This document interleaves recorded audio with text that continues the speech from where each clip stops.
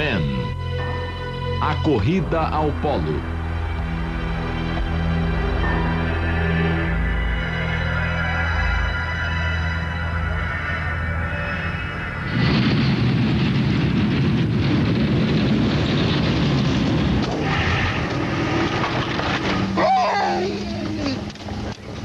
Abril de 1997.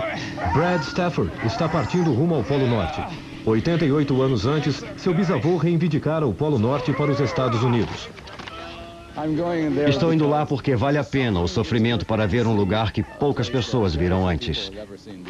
O Polo provavelmente permaneceria para sempre como um dos locais mais desolados e isolados da Terra. Ele tem a sedução do isolamento. E, é claro, da beleza e do sentimento inigualável que se tem quando se vai a lugares nos quais apenas umas poucas centenas de pessoas estiveram em toda a história do mundo. Eu quero um cachorro tranquilo, amistoso, não esse aí.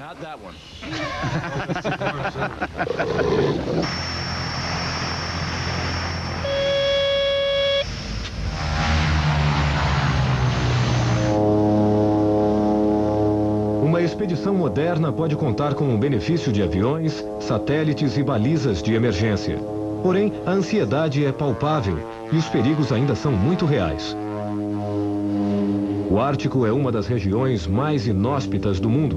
Milhões de quilômetros de montanhas sem árvores e depois os mares congelados do Oceano Ártico. Bem no centro localiza-se o Polo Norte, um ponto de onde qualquer direção será rumo ao sul. Aqui não existe terra, nada além de campos intermináveis de gelo em movimento constante. É o topo do mundo. No entanto, o topo do mundo é de gelo. 3,5 metros de gelo sobre 4.200 metros de água. Mas esse gelo está constantemente se movendo. E o polo está sempre lá, mas não pode ser definido. É esse local que praticamente não existe. Você está lá e depois que você está lá, você não está lá. Os primeiros mapas do Ártico estavam mais relacionados à imaginação do que à exploração. Alguns alegavam que havia água do mar líquida no Polo Norte. Outros argumentavam que era a entrada para o centro do mundo. Os primeiros viajantes voltaram com histórias de esquimós vestidos com peles e ferozes ursos polares, de céus paradisíacos e icebergs infernais que tornavam insignificantes os seus pequenos navios. O interesse no Ártico chegou ao auge no final do século XIX, quando exploradores da Europa e dos Estados Unidos arriscaram suas vidas para se tornarem os primeiros homens a chegar ao Polo Norte. A Marinha Inglesa tentou várias vezes. Sua tentativa mais bem-sucedida ocorreu em 1875, quando foram enviados 2 navios através de águas bloqueadas por gelo do Estreito de Smith ao ponto mais setentrional da ilha Ellesmere. Esse foi um grande feito da navegação, mas os problemas deles começaram quando eles chegaram à margem do gelo flutuante. Os trenós que eles usavam eram, sinceramente, mais como estrados de mogno. Muito difíceis de arrastar e, é claro, eram arrastados por homens. O transporte puxado por homens era a antiga arte inglesa de atravessar a paisagem polar apenas com o suor humano. Eles não usavam cães. Onde os esquimós ou os escandinavos teriam atado um cão à ponta de cada um dos tirantes de couro da frente do trenó, a marinha colocava um entusiasmado marinheiro inglês.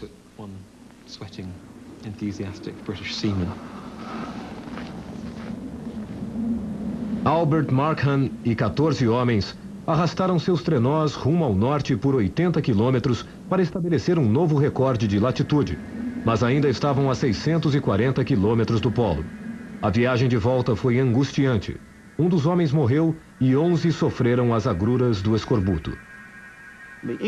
Os ingleses trabalhavam com a teoria de que se você não fosse árduo para você, você estaria trapaceando. Se você aliviasse seu fardo, trapaceava. A menos que você fizesse tudo do modo mais duro, nada contava.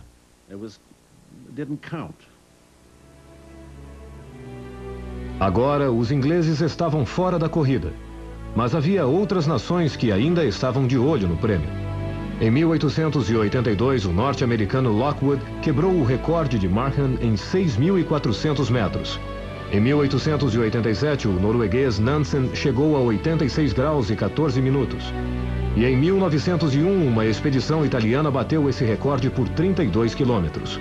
Contudo, não havia competidor mais duro na corrida ao polo do que Robert Peary, tenente da Marinha dos Estados Unidos.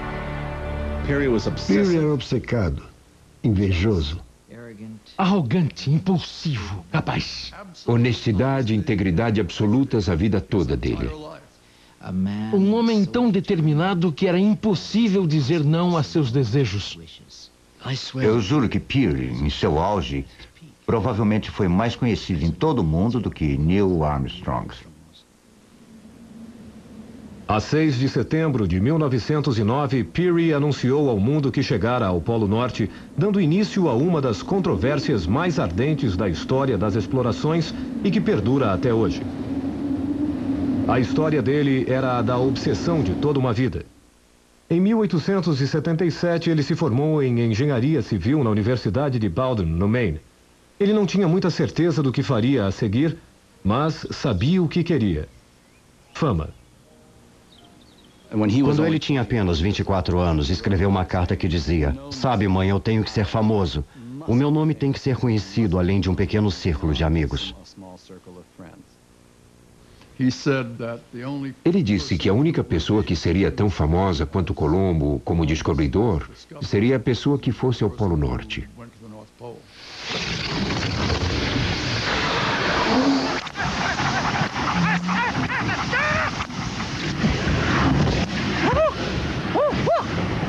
Por volta de 1890, Peary fez várias expedições à Groenlândia, onde viveu com esquimós e tentou aprender suas técnicas de viagem. Ele viu que essas pessoas moravam ali sobrevivendo de forma mais ou menos confortável havia cerca de 10.000 anos. Então, por que não começar fazendo o que eles sempre fizeram? Usar isso como base e depois fazer todos os aprimoramentos necessários.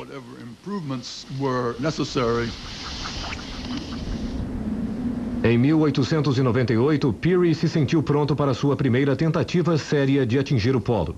Ele viajou rumo ao norte para o Forte Conger, esse remoto posto avançado na ilha Ellesmere.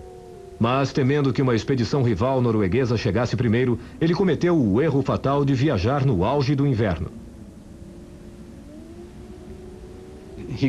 Ele chegou ao Forte Conger e percebeu que seus pés estavam entorpecidos. Tirou a bota e escreveu: "Para minha contrariedade, descobri que os dedos dos meus pés estavam totalmente congelados."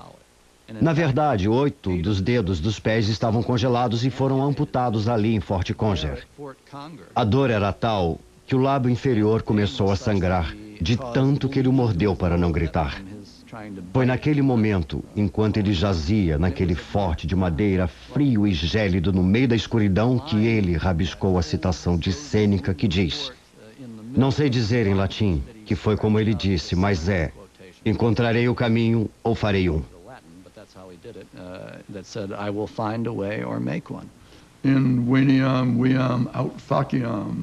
Acho que isso em latim diz que ele chegaria lá se pudesse encontrar um caminho, e se ele não pudesse encontrar um caminho, ele faria um a despeito dos pés em destroços. E as perspectivas se tornaram sombrias como o dia, mas ele o faria de qualquer modo. Durante todo esse período, ele esteve acompanhado de Matthew Hansen, que impressionara Peary quando o atendera em uma chapelaria em Washington. Outros exploradores brancos questionaram a escolha de seu companheiro, mas Hansen provou rapidamente seu valor.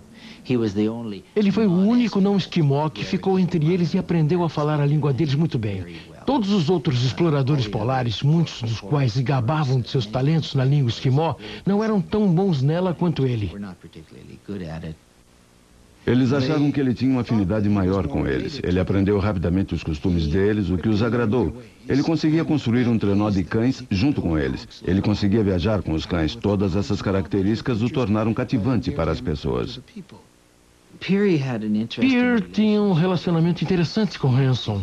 Ele jamais considerou Hanson igual a ele, como pessoa, mas achava que Hanson era igual a ele em termos de trilha.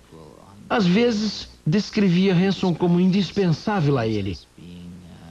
No entanto, em outras ocasiões, gritava com Hanson muitas vezes em público por não o haver chamado de senhor. Durante os 4 anos seguintes, Peary e Hanson ficaram na ilha Ellesmere, esperando o momento certo para partir rumo ao polo.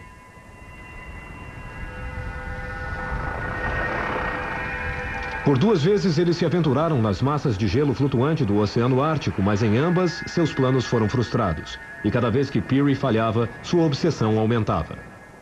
Os órgãos dos esquimós, os colocaram em vasos com álcool, montaram os esqueletos e realmente os colocaram em exibição no Museu Norte-Americano. Houve um grande escândalo quando um dos esquimós sobreviventes, que na época era apenas um menino, cresceu e exigiu a devolução do corpo de seu pai. Minnick disse, como pode ser? Quando ele morreu, na primavera de 1898, viu meu pai ser enterrado na terra, viu o funeral dele. Eu estava lá. Na verdade, eles encenaram um funeral falso para impressionar o garoto. De fato, o que foi enterrado era um tronco com uma máscara. Por mais absurdo que pareça, existem provas documentais disso. A despeito de toda a pressão negativa, Peary conseguiu um aliado importante no Museu de História Natural, Maurice Jessup, seu presidente. Ele se tornou a luz guia de um grupo de ricos patrocinadores que se autodenominou de Clube Ártico Peary. Com a ajuda deles, Peary foi capaz de realizar um de seus maiores sonhos, comissionar um navio especificamente construído para sua próxima expedição. Ele foi batizado de The Roosevelt, em honra a um de seus financiadores mais eminentes. Ele tinha o formato de uma canoa em suas extremidades. A popa e a proa eram muito agudas e o casco muito arredondado. Muito arredondado para que, quando fosse apertado pelo gelo, se elevasse sob a pressão, ao contrário do que aconteceria com laterais planas, pois nesse caso seria esmagado.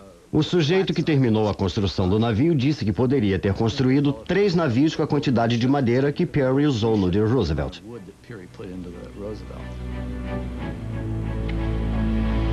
Em julho de 1905, ele navegou rumo ao norte, saindo do porto de Nova York, cheio de esperança e com uma equipe escolhida a dedo. O capitão Bob Bartlett saiu com The Roosevelt através do Estreito de Smith até o Cabo Sheridan, direto para a extremidade das massas de gelo flutuante do Oceano Ártico. Pela primeira vez, Peary tinha uma chance verdadeira de chegar ao polo.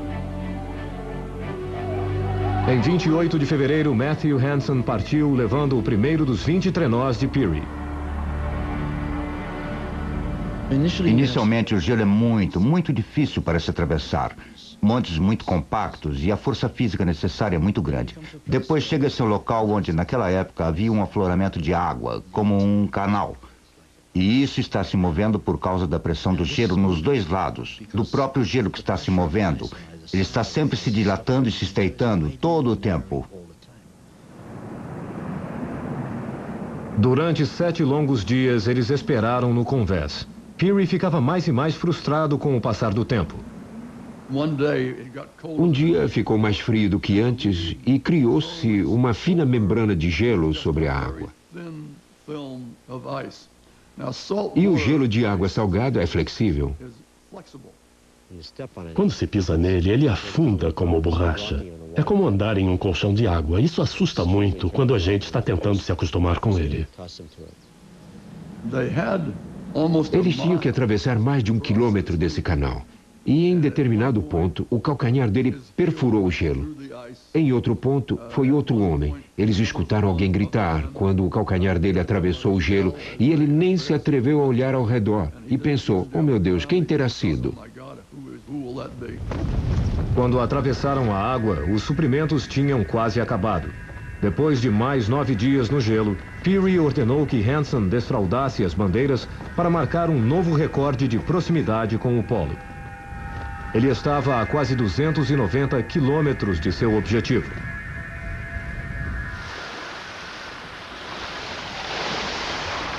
Ele voltou novamente aos Estados Unidos para ser novamente aclamado por ter quebrado mais um recorde.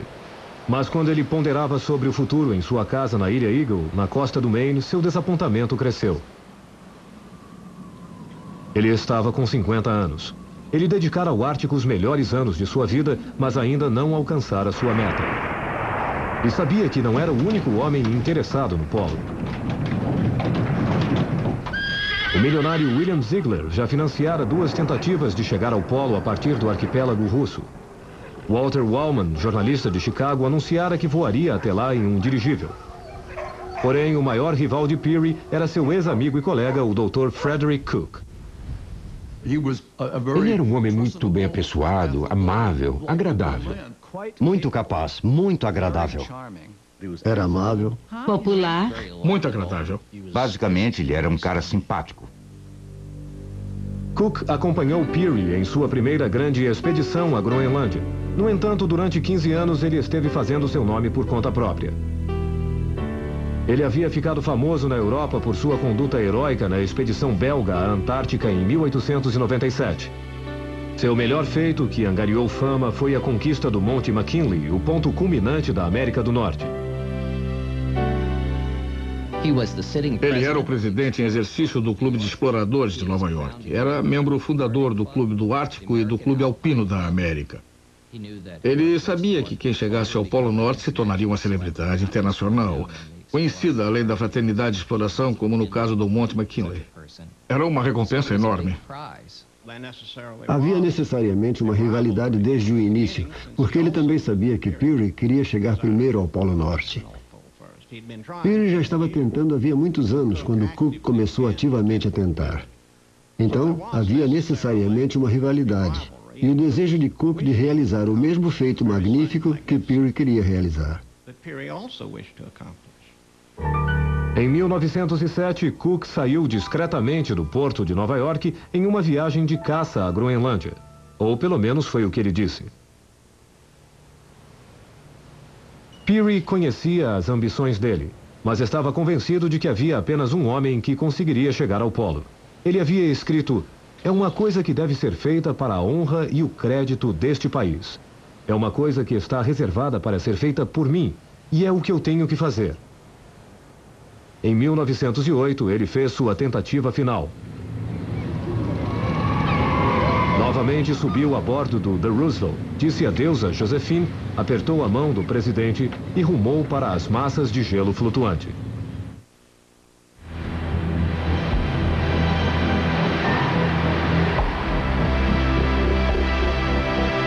Dessa vez, tudo foi organizado com a precisão de uma operação militar. Peary criou 5 equipes de apoio cujo trabalho era fornecer suprimentos em sua rota para o norte e abrir uma trilha através do gelo. Elas voltariam uma a uma, deixando que o grupo de Peary fizesse a corrida final ao polo. O que estava contra ele era a idade, mas ele a compensava muito com a experiência e com o poder de comando que tinha sobre seus homens. Provavelmente foi a expedição mais bem planejada da história de tal exploração. Foi planejada até a última lata de comida. Em 1º de março de 1909, eles partiram com Bob Bartlett na liderança. No início, o progresso foi lento. Eles tiveram que arrastar os trenós por montes de gelo com mais de 15 metros de altura.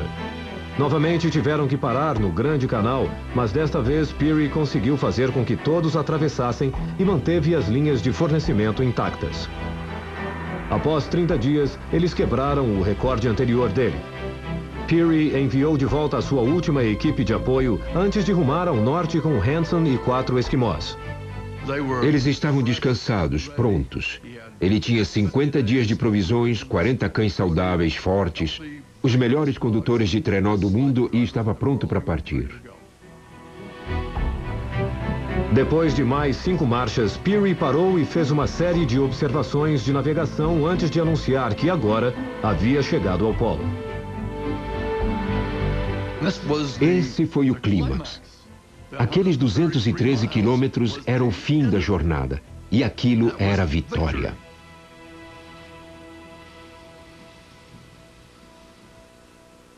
Hanson caminhou pelo gelo para estar em um lugar onde nenhum ser humano estivera. E ali ele disse algo muito bonito. Ele disse: neste dia o filho da Etiópia, significando ele mesmo, os filhos da Ásia e da Europa estão aqui, representando a humanidade no topo da Terra. Então ele tinha uma percepção do que aquilo significava, não apenas para Peary, o norte-americano, e não apenas para Hanson, o norte-americano.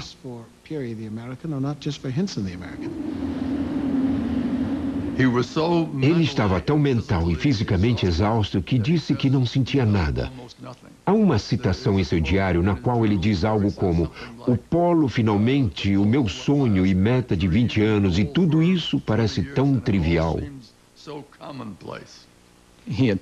Ele dera o máximo de si e estava tudo terminado. Acho que esse foi o sentimento básico dele durante vários dias. Hanson diz que ele era quase um peso morto a caminho de casa.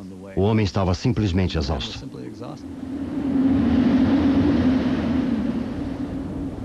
Vinte dias depois, Peary voltou ao navio, mas estava estranhamente taciturno e passou grande parte do tempo sozinho em sua cabine.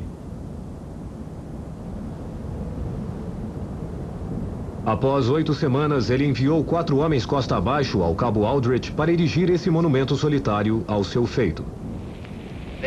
A descoberta do Polo Norte representa a inevitável vitória da coragem, da persistência e da experiência sobre todos os obstáculos. Esse foi o topo e o clímax, a conclusão, o encerramento do livro de 400 anos de história. Mas enquanto Peary ainda estava no Ártico, outro explorador estava a caminho da Europa para anunciar que vencera Peary no Polo. Era seu antigo rival, Frederick Cook. Cook partiu rumo ao Polo em 1908 acompanhado de 2 esquimós, Itukushuk e Aueila. A ideia dele era de que um grupo pequeno poderia viajar mais rápido, seria mais eficiente, teria mais chances de alcançar o Polo Norte do que um que estivesse atolado com um monte de coisas que realmente não precisava. Após 35 dias no gelo, eles alcançaram o Polo em 21 de abril de 1908, 2 meses antes de Peary deixar os Estados Unidos. No Polo Norte, ele teve a grande exaltação de saber que alcançara sua meta. E também, é claro, de haver alcançado a ambição de sua vida. Ele ficou exultante. E de certa forma era lindo, quando as cores douradas do sol se fracionavam no gelo e se derramavam quase como ouro líquido. E o púrpura, lindo e profundo. Era lindo. Sim, era inspirador. A viagem de volta não foi fácil. Eles saíram muito do curso e tiveram que passar todo o inverno numa pequena caverna na ilha Devon. Todos já eram dados como mortos quando Cook entrou cambaleante no escritório do governador dinamarquês em Upernivik, na Groenlândia. 2 meses mais tarde, ele estava a caminho da Dinamarca com uma história para contar.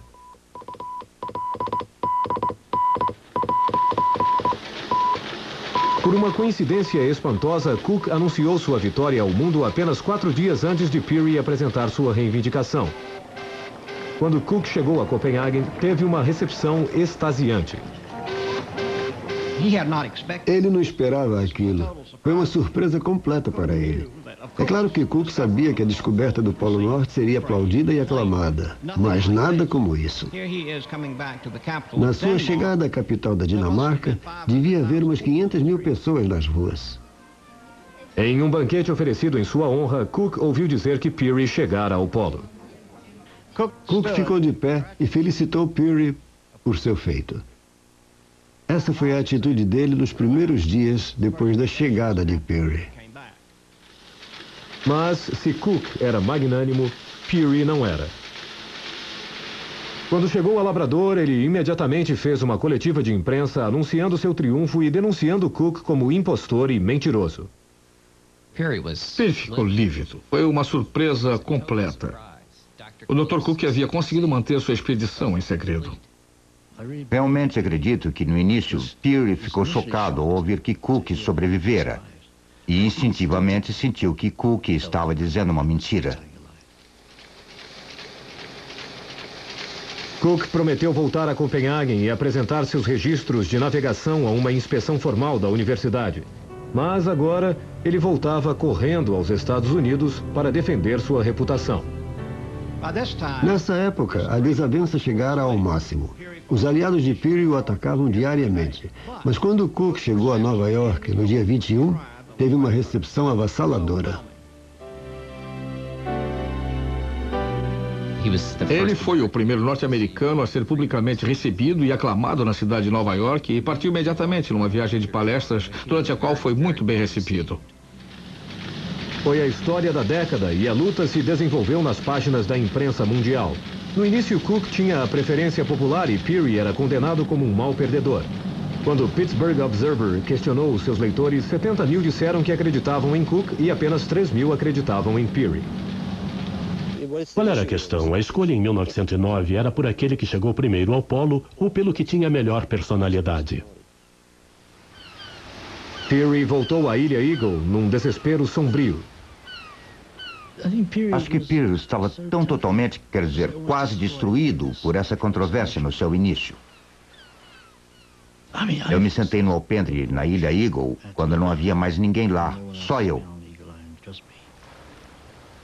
E ao olhar da água para o continente, eu quase podia sentir a dor que Peary sentiu e o desgosto dele em relação ao mundo exterior.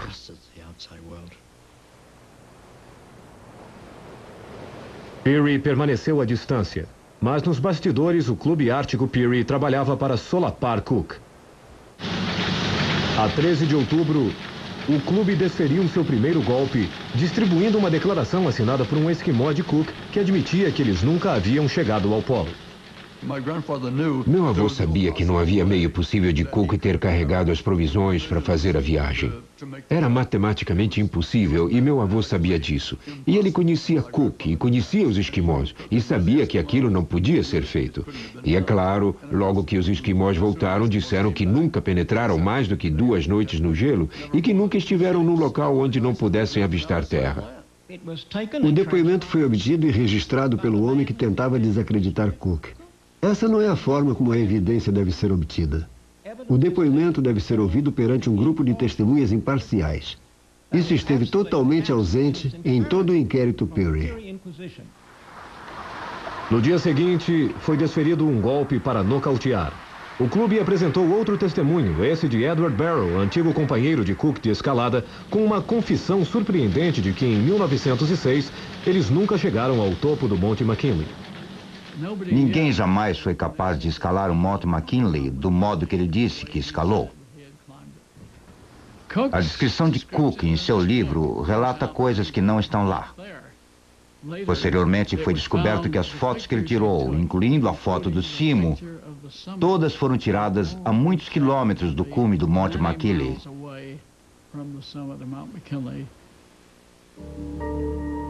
Cook ainda insistia que depois que a Universidade de Copenhagen verificasse os seus registros, não haveria dúvidas sobre sua reivindicação quanto ao Polo Norte. Mas ele parecia cada vez mais desesperado. Não posso imaginar como foi. Os jornais, as rádios, as pessoas insultando a família. Na verdade, eles não estavam seguros nesse país. Foi dito que ele tinha tanto medo que alguém roubasse seus cadernos de apontamentos polares que ele pregou as janelas de seu quarto. Um amigo íntimo dormia em um quarto ao lado e eles mantinham aberta a porta entre sua suíte e esse quarto. Finalmente, em 24 de novembro, Cook raspou o bigode, pintou o cabelo e fugiu dos Estados Unidos, indo para um local desconhecido. Sua esposa viajou à Dinamarca com os registros da expedição. Mas quando a universidade publicou seu relatório, este foi devastador. Eles disseram que os registros de Cook não provavam nada. Os jornais a favor de Peary bradaram o que haviam dito o tempo todo, que o Dr. Cook era uma fraude, o que agora é demonstrado pelos juízes que ele próprio escolhera. Fora manufaturada uma enorme quantidade de brinquedos na forma de um doutor, supostamente para representar o Dr. Cook com diversos trajes de esquimó, para o Natal, e de repente eles ficaram atrapalhados com todos aqueles brinquedos logo antes do Natal e não conseguiam vendê-los. Um homem e um pastor obtiveram um autógrafo do Dr. Cook e ficaram muito felizes. Ele tentou vendê-lo num leilão de igreja, mas conseguiu apenas 2 centavos.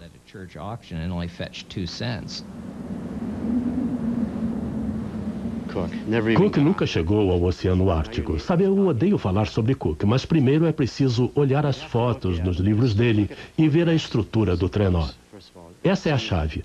É um trenó que foi projetado. Na verdade, é brilhante que ele se dobre dentro de um caiaque. Contudo, as lâminas têm menos de 4 centímetros por 1,5 centímetros. No primeiro monte de mais pressão que ele alcançasse, despedaçaria essa coisa.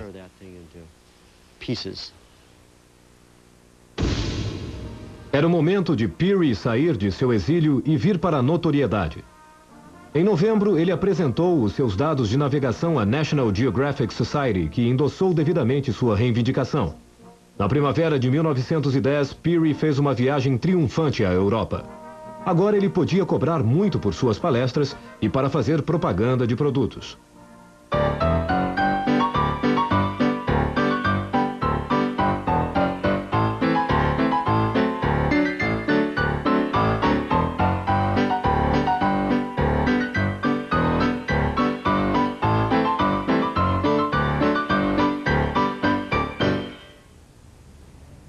Peary alcançara a fama, mas ainda desejava o reconhecimento oficial de seu feito. Ele queria se aposentar da Marinha como almirante.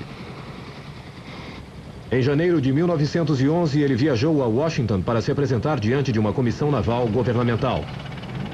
Mas ele pensava que suas provas seriam aceitas sem questionamento, estava enganado. Peary denunciara Cook como fraudulento e mentiroso. Agora era exigido que ele apresentasse um relato verossímil de sua própria expedição. Peary foi muito questionado quanto às suas técnicas de navegação. No Ártico, as bússolas magnéticas normais funcionavam de modo errado e a maioria dos exploradores do Ártico costumava usar um sextante para fazer observações de latitude e longitude para manter o curso. Peary nunca mediu sua longitude e testemunhou que cruzou os últimos 209 quilômetros até o polo sem fazer nenhuma observação. Quando estávamos cruzando o Polo Norte em 68 e 69, em períodos do verão, quando havia sol, fazíamos observações de latitude e longitude 3 vezes ao dia, de manhã, ao meio-dia e à noite. Peary, em suas audiências diante do Congresso em 1911, em resposta à pergunta: por que o senhor não aferiu as longitudes, disse 2 coisas. Primeira, não era necessário. E segunda, demoraria muito para fazer isso. Nenhuma das 2 respostas é verdadeira. Ele devia saber que não eram verdadeiras porque era um navegador. Era um navegador, entretanto, que esquecera que era importante navegar. Porque agora ele acreditava que tinha o direito divino de ser o primeiro homem a chegar ao Polo Norte e que sabia onde ficava o norte. No entanto, o maior ponto de controvérsia eram as velocidades de Peary ao andar sobre trenós. De acordo com seu testemunho, ele fez a incursão final até o polo em apenas 5 marchas e chegou a fazer 64 quilômetros em um dia ao voltar do polo, mais do que reduzindo à metade a duração de sua jornada até lá. Nenhum ser humano jamais fez algo que se aproximasse a essas velocidades antes ou depois dele. Elas são humanamente impossíveis em massas de gelo flutuante, porque o gelo está à deriva. Sabemos que não se pode viajar em linha reta atravessando o Oceano Ártico. É preciso fazer desvios por causa das rachas e dos montes de pressão. Em nossas viagens através do Polo Norte em 68 e 69, adicionamos 70% de quilômetros em desvios. Em sua última jornada, Peary nem mesmo alega ter feito algum desvio. Ele não faz nenhuma referência aos desvios. Ele fala apenas em quilômetros em linha reta. Isso é impossível. Eu não vejo motivo para dizer a verdade. Em 1986, quando estivemos no polo, foi uma situação realmente desesperadora. Não parecia que todos conseguiríamos fazer aquilo. De repente, chegamos a gelo aberto e descobrimos esses canais norte-sul congelados, que eram como uma autoestrada, que continuavam até perder de vista. E nos próximos 80 quilômetros, simplesmente corremos para o norte. E a nossa realidade mudou completamente. E lá, há muitos canais norte-sul congelados, e se Peary chegou a eles, é comum os encontrar. E é claro que ele os aproveitou, porque é possível estar como nós estávamos, na situação mais sombria, e da noite para o dia, ficarmos em êxtase. Agora sabíamos que nós 6 poderíamos chegar ao polo. Finalmente, Peary recebeu sua patente de almirante. Porém, até hoje, há questionamentos sobre sua viagem. Ele poderia ter provado que chegou ao polo se tivesse feito uma navegação meticulosa. O fato de ele não o ter feito significa que o polo nunca poderá vir a ser atribuído a Peary por causa da evidência circunstancial que pesa muito contra ele. Da mesma forma, não se pode inverter isso. Os que apoiam Peary nunca serão capazes de provar que Peary chegou ao polo. É um absurdo pensar que Peary chegou a 212 quilômetros do polo com cães descansados, os melhores trenós, os melhores condutores de trenó do mundo, 50 dias de provisões, tempo bom e bom gelo, e que ele estivera trabalhando nisso durante 20 anos. Era a meta de sua vida. Ele passou 12 anos no Ártico, longe da família, e que então ele não chegaria ao polo sob nenhuma circunstância. As pessoas que dizem que depois de tudo ele não o fez, ou estão dizendo que ele era louco, ou que ficou totalmente louco, não sabem sobre o que estão falando.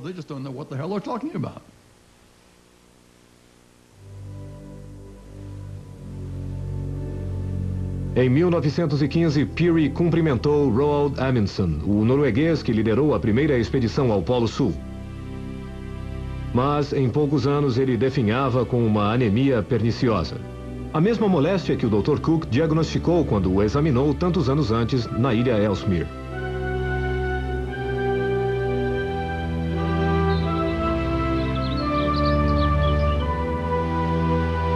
Peary morreu em fevereiro de 1920 e foi enterrado com honras militares no cemitério de Arlington.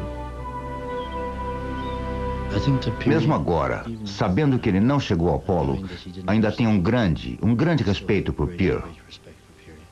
Como viajante polar, eu o admiro por sua coragem. Eu o admiro por sua persistência. Ele tinha muitos atributos que eram excelentes. E é claro, quem é o herói perfeito?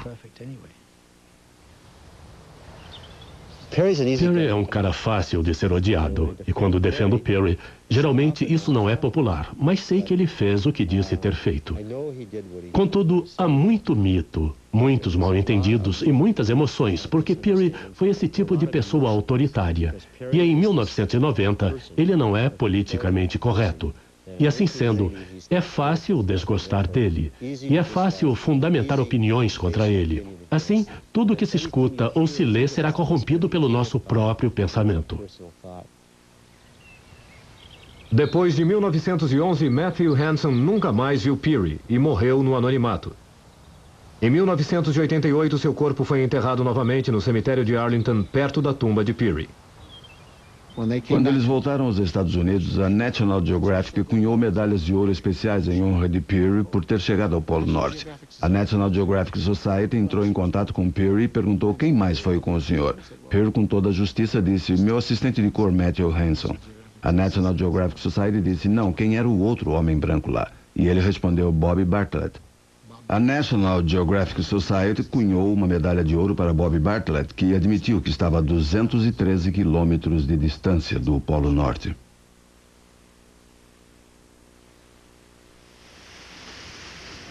A sorte de Frederick Cook continuou em declínio após a controvérsia sobre o Polo Norte. Ele voltou aos Estados Unidos para montar uma companhia de exploração de petróleo, mas foi processado por fraudar os investidores. Depois de o sentenciar a 14 anos de prisão, o juiz declarou que finalmente ele recebera o castigo merecido. Mesmo quando ele já era um homem velho e doente na penitenciária de Leavenworth, onde por motivos humanitários havia um esforço para tentar soltá-lo, os remanescentes, os vestígios do Clube Ártico Peary ainda estavam lá, exigindo que ele cumprisse integralmente a pena, exigindo que esse homem pobre, falido, velho, não fosse solto da prisão enquanto não cumprisse toda a pena, creio que de 14 anos. Cook sempre negou as acusações. Enquanto estava preso, um enorme campo de petróleo foi descoberto em suas terras. Em 1930, ele foi solto. Até o final, ele nunca desistiu de sua reivindicação ao Polo Norte. Fui humilhado e seriamente magoado. Porém, isso não importa mais.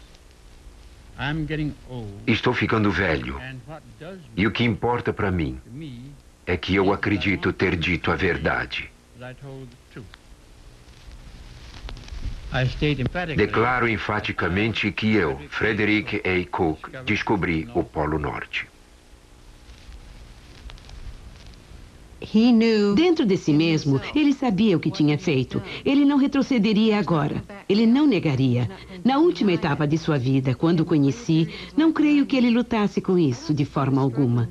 Foi algo que ele fez para si mesmo. Ele não estava fazendo aquilo pelos outros. Ele não fazia aquilo para que algumas pessoas acreditassem.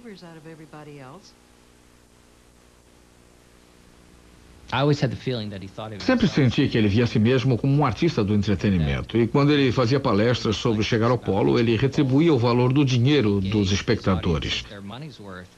Lembrem que ele disse que queria ter um lugar na história. E a única chance que ele teria na história era ser lembrado ou como aquele que descobriu o Polo Norte, ou como o maior pregador de peças de todos os tempos. Acho que as evidências são avassaladoras. Cook deveria ser lembrado como o descobridor do Polo Norte.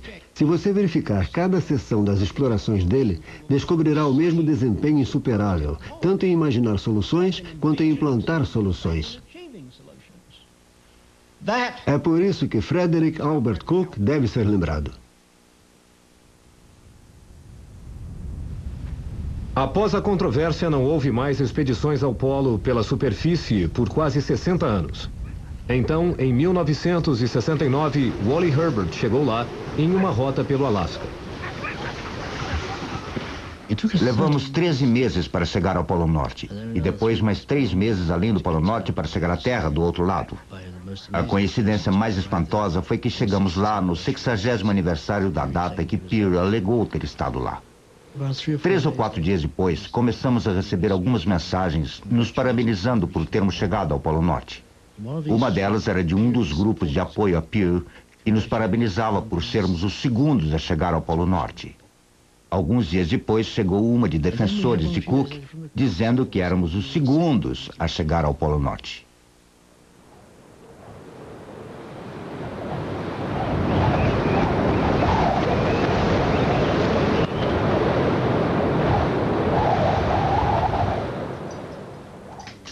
Mesmo que as questões de Peary e Cook nunca sejam resolvidas, o Ártico não perdeu nem um pouco de seu fascínio. Todos os anos chegam expedições de todo o mundo na esperança de deixar cartões de visita no Polo Norte. É esse que eles tinham. Em anos recentes, as pessoas tentam chegar lá de motocicleta e até a cavalo. Em 1997, uma equipe de 20 mulheres participou da primeira expedição ao Polo exclusivamente de mulheres.